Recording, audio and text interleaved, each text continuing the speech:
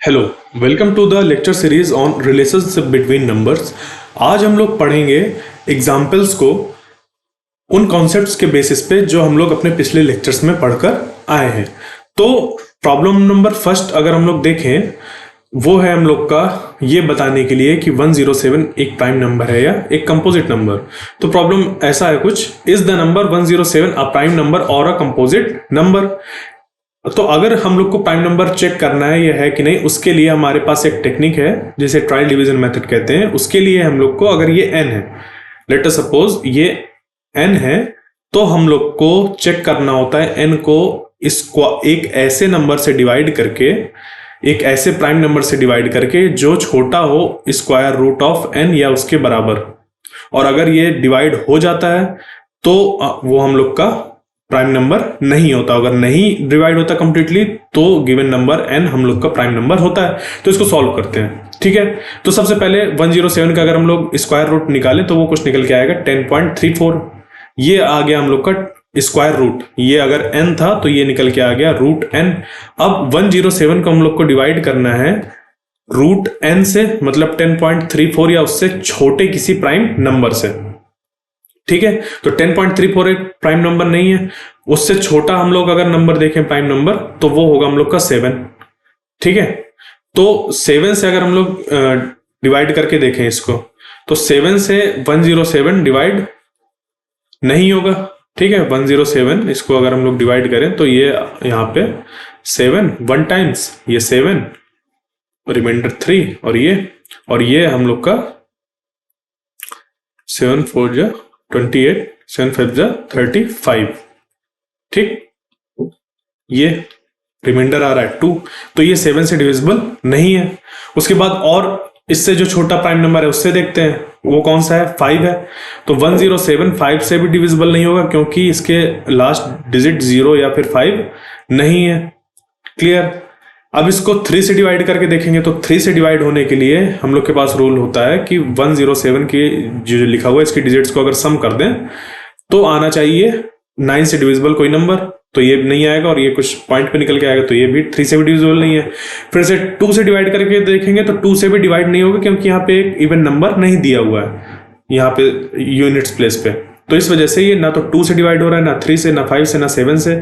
तो हम लोग का 107 एक नंबर था, उसका हम लोग ने स्क्वायर रूट निकाला, वो निकल के आया कुछ 10.34।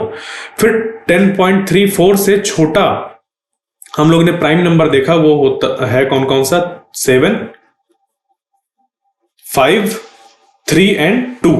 फिर इनसे हम लोग ने डिवाइड करके देखा 107 को, और ये कंप्लीटली डिवाइड नहीं हो रहा था किसी से भी। इसका मतलब कि 107 हमारा एक प्राइम नंबर है। अगर डिवाइड हो जाता तो वो हो जाता हम लोग का कंपोजिट नंबर, ठीक है। आगे देखते हैं second problem. Find the largest prime number less than 100 that is sum of the 3 consecutive prime numbers, ठीक है। हम लोग को एक लार्जेस्ट प्राइम नंबर फाइंड करना है 100 से छोटा हो, जो कि 3 कॉन्सिक्यूटिव प्राइम नंबर्स का सम हो। तो ये कैसे फाइंड करेंगे हम लोग, ठीक है। इसके लिए क्या करेंगे, जैसे हम लोग के पास नंबर है 2 3 5 7 11 13 17, ये सारे क्या है, अप टू 100 प्राइम नंबर्स है। अगर ये याद होंगे तो इनसे जो रिलेटेड प्रॉब्लम्स आते हैं उनको सॉल्व करना बहुत आसान हो जाएगा। तो इनमें से अगर हम लोग ये वाले नंबर को देखें 29 31 और 37, इनका अगर हम लोग एडिशन करें तो ये निकल के आता है 97, ठीक है। तो 97 एक प्राइम नंबर है जो 100 से छोटा है और 3 कॉन्सिक्यूटिव प्राइम नंबर्स के सम के बराबर निकल के आता है, ठीक। आगे problem number third. Find all the factors of the number 24। हमें 24 के सारे फैक्टर्स को फाइंड करना है। फैक्टर्स मतलब ऐसे नंबर्स जिनसे 24 कंप्लीटली डिवाइड हो जाए। तो 24 कंप्लीटली डिवाइड किससे होगा, 24 डिवाइड होगा हम लोग का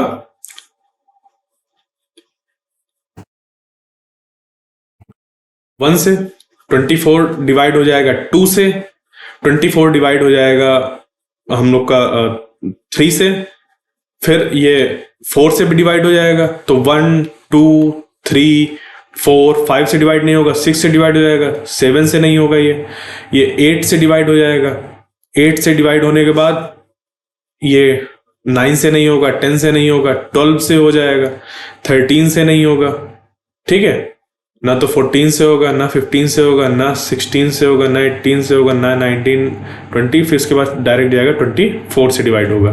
तो ये सारे फैक्टर्स निकल के आ गए 24 के, जो 24 को कंप्लीटली डिवाइड कर देंगे, ठीक है।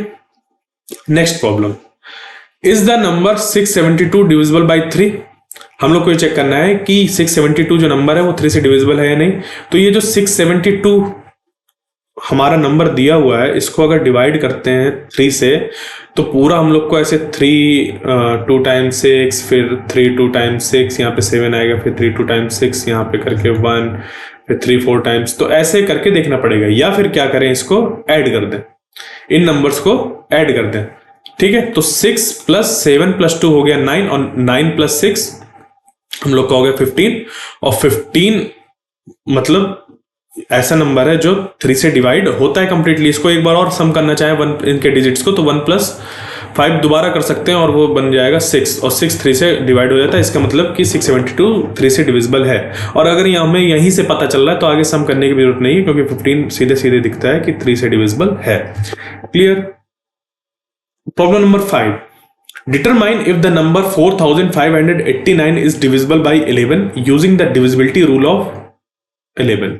हम लोग को 4589 को 11 से एक्चुअल डिवीजन करने की बजाय डिविजिबिलिटी रूल का यूज करके चेक करना है कि 11 से डिविजिबल है या नहीं। तो उसके लिए सबसे पहले करते हैं इस नंबर को इस तरीके से लिखना, और जो इसके ऑड प्लेस वाले नंबर्स है, जैसे ये और इवन प्लेस वाले ये और ये, इनको एक साथ लिख लेते हैं। 4 + 8 और दूसरा हो गया 5 + 9। 4 + 8 हो गया 12, और 5 + 9 हो गया 14। तो 14 में -12 कर दो, ठीक है, ये निकल के आ गया 2। अब ये जो 2 निकल के आया है, ये 2 11 से डिवाइड नहीं होता। इसकी जगह पे अगर 0 आ जाता, या 11 आ जाता, या फिर 22 आ जाता, तो हम कहते हैं कि ये जो गिवन नंबर है वो डिविजिबल बाई 11 है। बट यहाँ पे 2 निकल के आया और 2 11 से डिविजिबल नहीं है। इसका मतलब कि 4589 भी 11 से डिविजिबल नहीं होगा, ठीक है। आगे देखते हैं अगली problem, problem number 6, is the number 24 even और ऑड। तो डिफिनीशन क्या होती है इवन और ऑड की, यह जानना जरूरी है।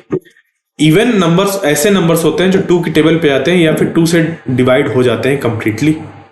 तो 24 अगर 2 से डिवाइड हो रहा है तो वो हो जाएगा इवन, अगर नहीं हो रहा तो वो हो जाएगा ऑड। मतलब इवन नंबर्स हमारे पास डिफिनेशन आ गई कि 2 से जो नंबर डिवाइड हो जाते हैं कंप्लीटली वो होते हैं इवन नंबर्स, और उनको छोड़ के बाकी जो नंबर्स होते हैं वो होते हैं ऑड। जैसे कि इवन हो गया हम लोग का 2 4 6 8, और ऑड हो गए 1 3 5 7, ये सारे ऑड नंबर्स हो गए। तो 24 के लिए 2 से डिवाइड हो रहा है, हाँ बिल्कुल हो रहा है, ये 12 टाइम्स पे ये डिवाइड हो रहा है, और सीधे ये दिख भी रहा है कि 4 है लास्ट डिजिट, तो ये 2 से डिवाइड होगा according to the divisibility rule of 2।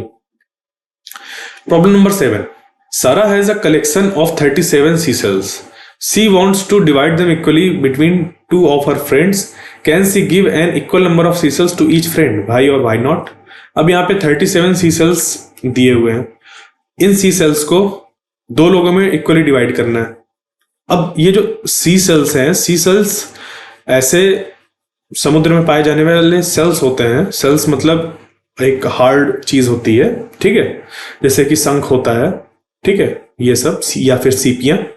तो ये सारे उसके पास 37 है।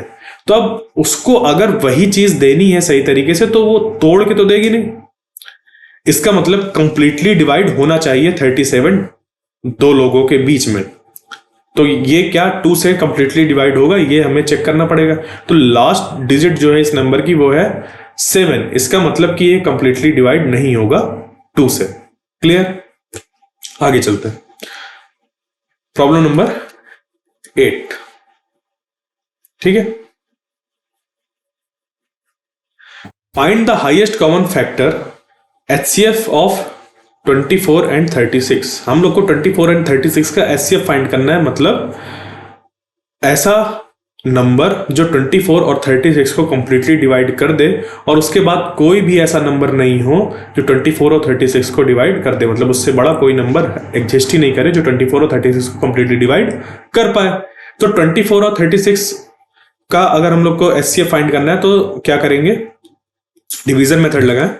ये 36 तो 24 यहाँ पे 1 टाइम्स, ये 24 यहाँ पे आ गया 2 और यहाँ पे आ गया 1 और 1 को यहाँ पे फिर हम ये रिमाइंडर आ गया 12। अब इससे डिवाइड कर देंगे इस क्वोशिएंट को, ये जो क्वोशिएंट सॉरी ये जो हमारा डिवाइजर था, इस डिवाइजर को यहाँ पे ले आएंगे और डिवाइड कर देंगे जो भी रिमाइंडर हम लोग का निकल के आया था। तो ये 12 2 टाइम्स पे कंप्लीटली डिवाइड हो जाएगा, रिमाइंडर आ गया 0। तो जब रिमाइंडर 0 आ गया, उस केस वाला जो डिवाइजर होता है वही इन दो नंबर्स का हाईएस्ट कॉमन फैक्टर होता है। तो 12 हम लोग का निकल के आ गया आंसर, एचसीएफ 12 आ गया। ठीक है। Problem number 9, Emma and Daniel are organizing books on shelves. Emma arranges her books in sets of 15 while Daniel arranges his books in sets of 18. What's the smallest number of books they both need to have an equal number of complete sets on their shelves? मतलब उनके पास कितने होने चाहिए books, number of books, कि अगर वो 15 के sets बनाए, 15 के सेट्स ऐसे बनाए अगर, और 13 के अगर सेट्स बनाए, तो ये बुक्स कंप्लीटली यूटिलाइज हो जाए। मतलब कि ये जो नंबर ऑफ बुक्स है वो इससे भी डिवाइड होना चाहिए और इससे भी डिवाइड होना चाहिए। मतलब कि ये भी कह सकते हैं कि ये जो नंबर ऑफ बुक्स होगा वो 15 और 13 का मल्टीपल होगा। क्या होगा? मल्टीपल होगा, ऐसा मल्टीपल जो दोनों का हो, कॉमन मल्टीपल हो। और हमें मिनिमम नंबर ऑफ बुक्स देखनी है। क्या देखनी है? Minimum number of books. तो मिनिमम मतलब लोवेस्ट कॉमन मल्टीपल देखना होगा। ठीक है, कम से कम नंबर ऑफ बुक्स यहाँ पे हो जो कि अगर 15 के सेट्स बनाए जाएं या 13 के सेट्स बनाए जाएं तो एक भी बुक बचनी नहीं चाहिए अकेली। ठीक है, तो इसको निकालने का तरीका ये होता है कि जैसे हम लोग ने लिख दिया 15 और क्या था हम लोग का 18 था, 13 नहीं, यहाँ पे 18 था। ठीक है, तो 15 और 18 के हम लोग ने मल्टीपल लिख दिया। तो 15 का ये मल्टीपल हो गया 30, 45, 60, 75, 90 और 18 के हो गए 36, 54, 72, 90, 18, 36, ये इस तरह करके। तो इनमें जो कॉमन मल्टीपल है और सबसे छोटा कॉमन मल्टीपल है वो 90 मिल रहा है। आगे और होंगे जैसे 180। ठीक है, इस तरीके से आगे और भी हम लोग के कॉमन मल्टीपल निकल के आएंगे, बट उस पे से सबसे छोटा कॉमन मल्टीपल निकालना है तो वो आ गया 90। तो 90 नंबर ऑफ बुक्स अगर होंगी हम लोग के पास, तो अगर 15 का अरेंजमेंट किया जाए या 18 का अरेंजमेंट किया जाए तो एक भी बुक हम लोग की नहीं बचेगी, इवनली डिवाइड हो जाएंगे। क्लियर? अगली problem number 10, complete the sequence 2, 4, 6 and यहाँ पे हम लोग के पास दो नंबर्स हैं। तो ये क्या यहाँ पे दिख रहा है कि 2 पे 2 ऐड किया तो हो गया 4, 4 पे 2 ऐड किया तो आ गया 6, 6 पे अगर 2 ऐड करें तो आना चाहिए 8 और 8 में 2 ऐड करें तो आना चाहिए 10। ठीक है, तो ये हम लोग ने एक पैटर्न ढूंढा पहले गिवन नंबर्स पे, फिर उसी पैटर्न का यूज करके हम लोग ने आगे वाले नंबर्स फाइंड कर लिए। तो आंसर हो जाएगा 8 and 10। Problem 11, find the next 2 numbers in the sequence. तो पहला 5 है, फिर 10 है, 15 है, 20 है, तो अगला क्या हो रहा है यहाँ पे? 5 into 1, 5 into 2, 5 into 3, 5 into 4, 5 into 5, 5 into 6, 5 into 1 करने में मिल रहा है 5, ये 10, ये 15, ये 20, ये 25 और ये 30। ठीक, तो ये हम लोग ने पैटर्न ढूंढ लिया कि 5 को हम लोग नेचुरल नंबर से मल्टीप्लाई करा रहे हैं और फिर अगला जो नंबर मिल रहा है वो नेक्स्ट नेचुरल नंबर से मल्टीप्लाई करा रहे हैं 5 को। तो इस तरह करते करते हम लोग को 2 नंबर मिल गए, कौन कौन से? 25 और 30, जो इस सीक्वेंस में आगे आएंगे। Problem number 12, find the sum of first 5 natural numbers. अब हम लोग को क्या करना है, जो फर्स्ट 5 नेचुरल नंबर है उनका सम फाइंड करना है। तो इसके लिए हम लोग क्या कर सकते हैं कि 1 + 2 + 3 + 4 + 5 इस तरीके से करें तो 1 + 4 5 हो गया, 2 + 3 5 हो गया, तो 5 + 5 + 5 ये 3 5 आ गए हम लोग के पास। ये करने से आ जाएंगे 15। या तो ये करें या फिर ये कर सकते हैं, जो हम लोग के पास रूल होता है कि n+ 1 डिवाइडेड बाई 2, ठीक है। और ये होता है हमारा सम फर्स्ट n नेचुरल नंबर्स का। तो यहाँ पे n की वैल्यू है 5, तो यहाँ पे 5 लिख देंगे, यहाँ पे 5 + 1 करेंगे, डिवाइडेड बाई 2 करेंगे, ये 5 हो जाएगा यहाँ पे, और ये 6 हो जाएगा मल्टीप्लाई पे, नीचे डिवाइड में 2, ये 3 हो गया, 5 × 3 15 निकल के आ गया।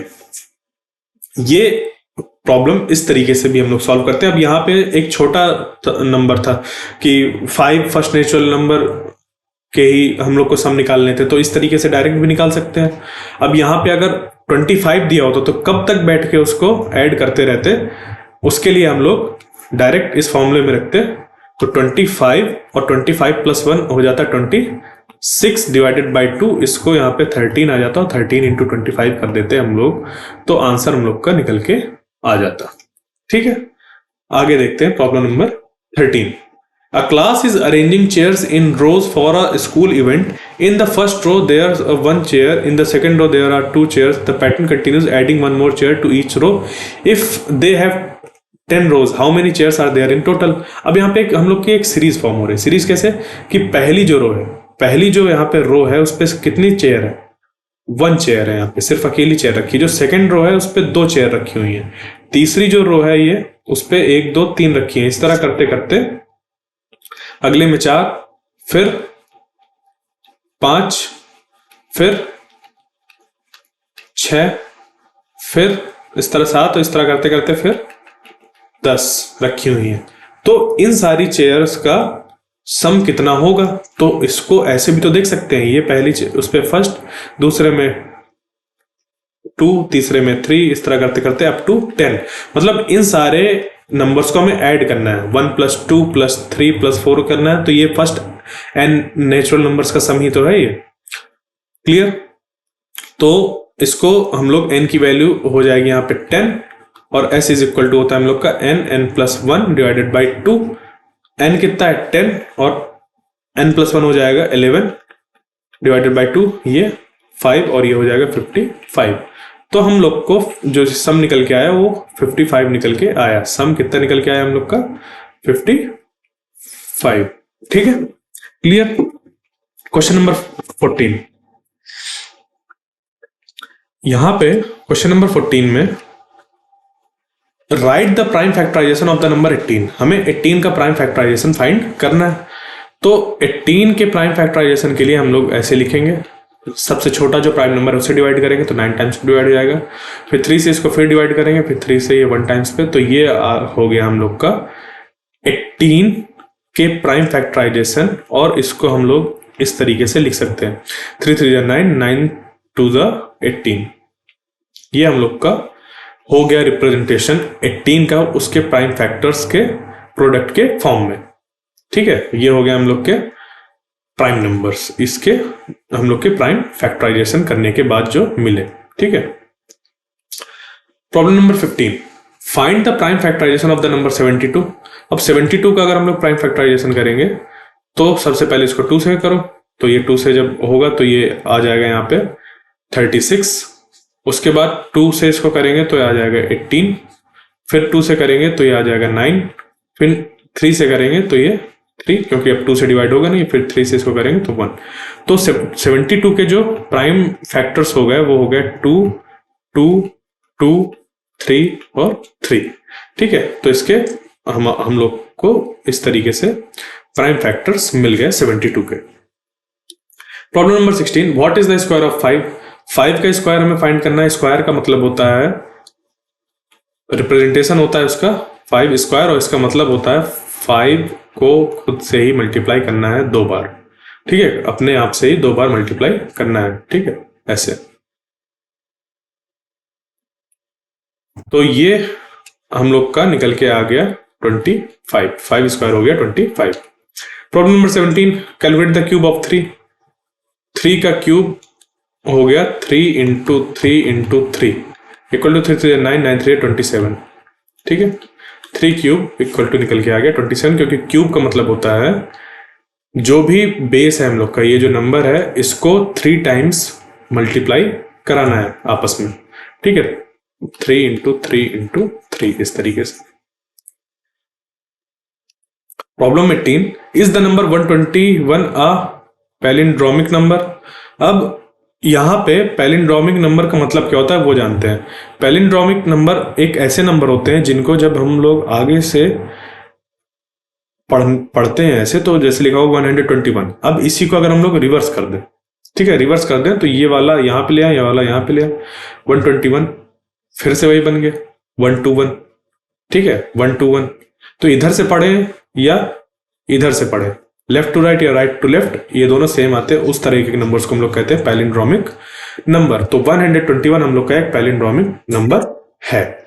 इसका दूसरा एग्जांपल हो सकता है जैसे कि 1 2 2 1 या 3 4 4 3, ठीक है, ये हम लोग का एक एग्जाम्पल होगा।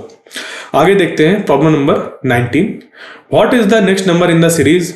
तो ये हम लोग को दिया हुआ है 12, फिर 34, 56, 78 और बताना है अगला नंबर क्या होगा। तो इस पे हम लोग अगर देखें तो ये जो नंबर दिया हुआ है वो दिया हुआ है 1 2, मतलब 12 दिया हुआ है, 1 2 डिजिट से मिलकर बना हुआ है 1 2। ये इसके अगली डिजिट यहाँ पे लिखी हुई है, उसकी अगली डिजिट यहाँ पे लिखी हुई है, तो ये 34 हो गया। उसकी अगली डिजिट 5 है, फिर उसकी अगली डिजिट 6, तो 56 हो गया। इस तरीके से यहाँ पे ये 7 और 8 लिखा हुआ है, तो यहाँ पे जो आना चाहिए वो आना चाहिए 9 और 10। तो आंसर इसका हो जाएगा हम लोग का 910, ठीक है। Convert the number 101010 from binary to decimal. 101010 ये लिखा हुआ है बाइनरी नंबर्स पे, ठीक है। बाइनरी जो हम लोग का नंबर सिस्टम होता है उसमें ये लिखा हुआ है 101010। ये हम लोग का 1,10,10 नहीं लिखा हुआ है, ठीक है, वो होता है डेसिमल में। तो हम लोग को ये चेक करना होगा कि यहाँ पे जो 1 लिखा हुआ है इसकी प्लेस वैल्यू क्या है, ठीक है। उसके साथ उसका मल्टीप्लाई कराना होगा, फिर उसके बाद कन्वर्ट करना होगा डेसिमल में, ठीक है। तो इसको अगर हम लोग देखें डेसिमल में कन्वर्ट करने के लिए, तो ये जो ये वाला प्लेस है सबसे राइट मोस्ट वाला, उस पे हम लोग मल्टीप्लाई कराते हैं 2 to the power 0 का, उसके बाद प्लस लगेगा और 2 to the power 1 का मल्टीप्लाई होगा, ये जो यहाँ पे नंबर लिखा हुआ है, plus 0 into 2 to the power 2 plus 1 into 2 cube plus 0 into 2 to the power 4 plus 1 into 2 to the power 5।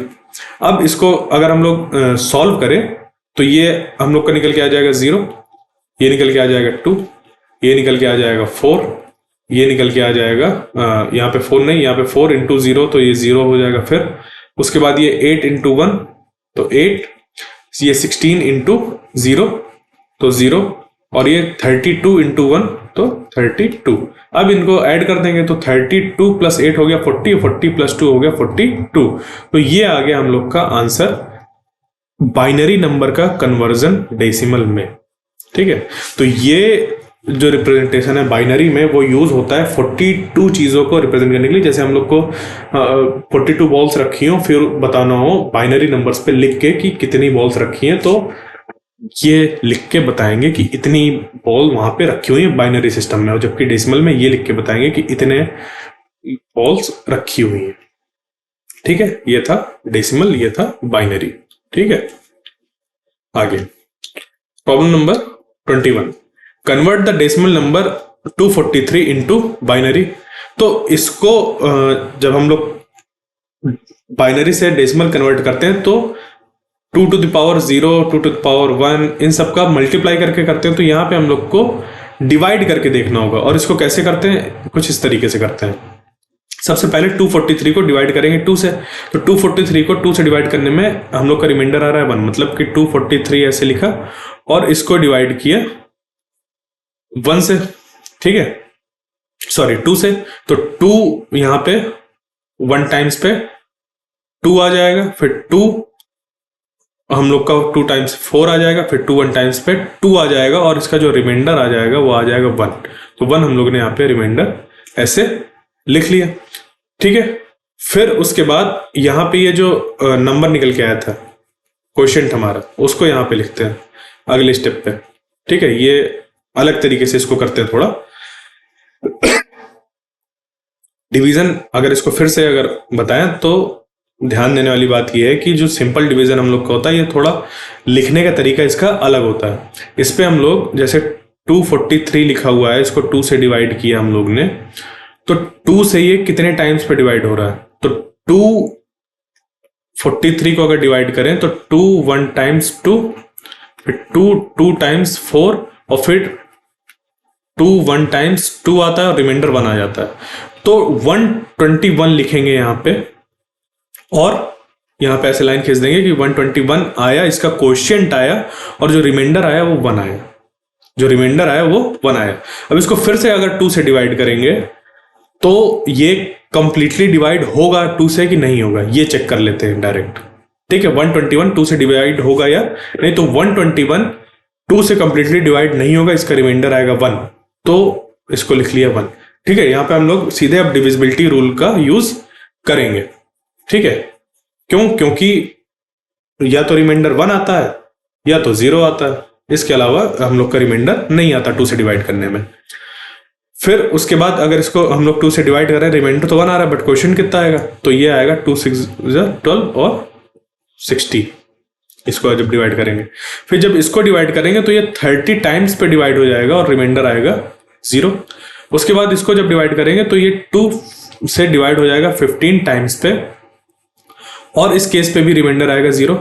उसके बाद ये 15 आया, 15 हम लोग का 7 टाइम्स पे 14 बन जाएगा, मतलब 15 ये है, 2 से डिवाइड करना है तो 2 7 टाइम्स 14 और रिमाइंडर 1, तो यहां पे रिमाइंडर हमने लिख दिया 1। उसके बाद 2 से फिर डिवाइड किया तो 2 3 6 होता है, और 6 से जब यहां पे इसको डिवाइड करेंगे तो रिमाइंडर 1 आ जाएगा। ठीक, उसके बाद 2 से डिवाइड किया तो ये आ गया रिमाइंडर 1, और ये 1 टाइम्स पे डिवाइड हुआ। तो ये जो नंबर फॉर्म हुआ हम लोग का, ये इसको इधर से लिखना चालू करते हैं और इधर तक लिख के आते हैं, तो ये जो नंबर बन जाएगा वो बन जाएगा 1 1 1 1 0 0 1 1। इधर से चालू किया और इधर तक इसको लिख देते हैं। तो ये है हम लोग का बाइनरी सिस्टम पे 243, ये 243 चीजों का रिप्रेजेंटेशन है ये, किस पे? बाइनरी नंबर सिस्टम में। डेसिमल में 243 लिखते हैं और बाइनरी में इस तरीके से इसको लिखते हैं। ठीक है, ये आ गया हम लोग ये आंसर। ठीक है, बाइनरी में ये था डेसिमल, ये binary. Problem number 22, compare 5 into 6 and 3 into 4 which is bigger. ये कौन बड़ा? तो इसका अगर हम लोग प्रोडक्ट ले लें तो हम लोग का ये हो जाएगा 5 6 30 और ये 7 4 आ जाएगा 28। तो बड़ा कौन है ये? तो 30 is greater than 28। Problem number 23, हमें कंपेयर करना है 3 to the power 4 and 4 to the power 3, इनमें से कौन बड़ा है। तो जब इस तरीके के प्रॉब्लम्स आते हैं, अभी देखिए जैसे पिछला क्वेश्चन लिया था एक समझाने के लिए था, एकदम सिंपल सा क्वेश्चन मल्टीप्लिकेशन में कि कौन बड़ा है कौन छोटा। अब क्वेश्चन आते हैं इस तरीके की 3 to the power 4 और 4 क्यूब, इसमें कौन सा नंबर बड़ा है कौन सा छोटा, तो हम लोग को इसको सॉल्व करना होता है। ठीक है, ये 3 to the power 4 मतलब है 3 into 3 into 3, और 4 क्यूब का मतलब है 4 into 4 into 4। तो 4 into 4 into 4 होता है 64 और 3 into 3 into 3 होता है 81। तो कौन बड़ा हो गया? ये 81 बड़ा हो गया। तो 3 to the power 4 is greater than 4 cube, 3 to the power 4 is greater than 4 cube, ये हो गया answer. When you divide 15 by 3, what is the remainder? अब 15 3 से हम लोग डिवाइड कर रहे हैं तो रिमाइंडर कितना आएगा? इसके लिए कंप्लीट डिवाइड करके देखने की जरूरत नहीं है, इसको हम लोग ऐड करके देख सकते हैं। 1 + 5 6 6 3 से कंप्लीट डिवाइड होता है, मतलब कि रिमाइंडर आएगा कितना? 0। तो 15 भी 3 से डिविजिबल होगा और वो रिमाइंडर आएगा 0। इसी में अगर नंबर बढ़ा दें जैसे कि 1 3 5 2 1 4 2, ये नंबर कर दिया। अब पूछा कि इसका रिमाइंडर कितना आएगा 3 से डिवाइड करने में। When you divide this number by 3 what is the remainder. तो या तो आप बैठ के इसको पूरा सॉल्व करें या फिर इनका सम कर दें कि 1 + 2 3 हो गया, ठीक है, 1 + 2 ये 3 हो गया, और ये 4 + 2 6 हो गया, क्लियर, और 5 1 + 6 हो गया। तो नंबर जो हम लोग के यहाँ बन रहा है वो बन रहा है 3 + 3 + 6 + 6। अब ये 3 3 और ये 6 6 है, इनको जब ऐड करेंगे तो एक ऐसा नंबर निकल के आएगा जो डिविजिबल होगा 3 से, क्योंकि ये नंबर है डिविजिबल, ठीक है, अलग अलग भी डिविजिबल है। 18 आ गया, और 18 की 5th डिजिट को अगर सम कर दें हम लोग यहाँ पे 1 + 8 = 9, और 9 3 से डिविजिबल होता है, ठीक है। तो इतने बड़े नंबर को हम पूरा डिवाइड करने के बजाय तुरंत इसको सॉल्व कर सकते हैं। अब जब इसको बार बार लगाएंगे तो हमें प्रैक्टिस हो जाएगी, यहां तक हमें आना ही नहीं है, हम लोग को सिर्फ यहाँ पे देख के पता चल जाएगा कि 1 + 2 यहाँ पे 3 हो रहा है, 5 + 1 6 हो रहा है, और 4 + 2 6 हो रहा है, 3 पहले से, तो ये डिजिट्स आएंगी ये, और अगर यहीं पे 3 से इसको डिवाइड कर दिया है तो ये 1 टाइम्स पे डिवाइड हो जाएगा, प्लस ये 1 + 2 + 2, तो ये कंप्लीटली डिवाइड हो रहा है, इधर से भी दिख रहा है हम लोग को, ठीक है। ये चीज आगे देखते हैं। Problem number 25। प्रॉब्लम नंबर 25 पे हम लोग को फाइंड करना है 57,578 को अगर हम डिवाइड करें 127 से तो कितना रिमाइंडर निकल के आएगा। तो इसके लिए अगर हम लोग 57,578 को डिवाइड करना चालू करें 127 से, तो सबसे पहले 4 टाइम्स पे ये जाएगा और ये आ जाएगा 508। इसको जब हम लोग सब्ट्रैक्ट करेंगे तो ये निकल के आ जाएगा यहाँ पे 67, और यहाँ पे 7 फिर आ जाएगा, फिर इस पे ये 5 टाइम्स पे जाएगा 635, और यहाँ पे आ जाएगा 42, उसके बाद 8 यहाँ पे ले आएंगे 428 हो गया। उसके बाद इस पे फिर जब हम लोग देखेंगे तो ये कुछ 3 टाइम्स पे 381 जाएगा, और यहाँ पे रिमाइंडर आ जाएगा 47। तो 47 रिमाइंडर हो जाएगा जब 57,578 को 127 से डिवाइड करेंगे, ठीक है। अगला क्वेश्चन नंबर 26। इस पे फिर वही है कि कंपेयर करना है हम लोग को कि 5 × 6 बड़ा है या 7 × 4। तो 5 6 30 हो गया हम लोग का, और ये 7 × 4 हो गया 28, तो ये हम लोग का नंबर बड़ा हो गया, ठीक है। आगे problem number 28। Find the remainder when 98 is divided by 7। तो 98 को अगर हम लोग 7 से डिवाइड करें तो ये 7 1 टाइम्स 7, उसके बाद यहाँ पे 2 आ गया ये, और ये 7 4 28, तो ये कंप्लीटली डिवाइड हो गया, क्लियर। तो इसका जो रिमाइंडर आ जाएगा वो हो जाएगा 0, ठीक है। ये तो आज हम लोग ने रिलेशनशिप बिटवीन नंबर्स से रिलेटेड कुछ एग्जाम्पल्स लगाए हैं जो कि एग्जाम में पूछे जाते हैं। हम लोग के 13 टाइप्स के प्रॉब्लम फॉर्म होते हैं, उसके बेसिस पे हम लोग ने ये एग्जाम्पल्स किए हैं। अब अगले पार्ट में हम लोग पढ़ेंगे इससे रिलेटेड और प्रॉब्लम्स को। Thank you.